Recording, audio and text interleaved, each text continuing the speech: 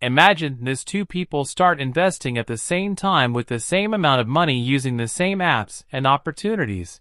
But after a few months, one is growing slowly, while the other has already lost money.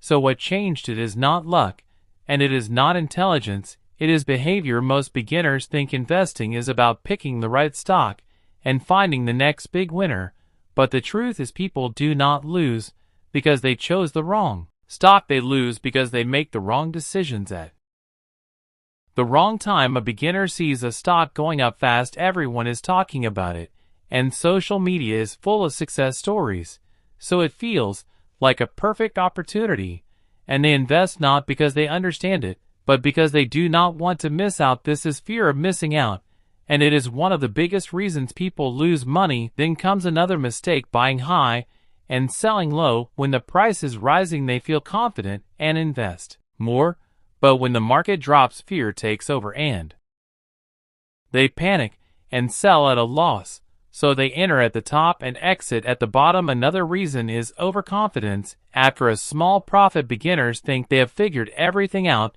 They take bigger risks and ignore the possibility of loss.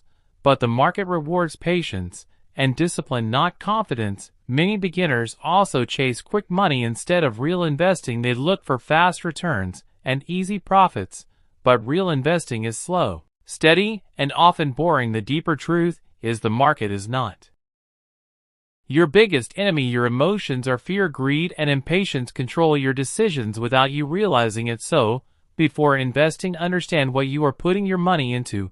If you cannot explain it, simply do not invest. Stop chasing hype, focus on consistency, and control your emotions, because successful investing is not about being smarter than others, it is about being more disciplined than your own mind.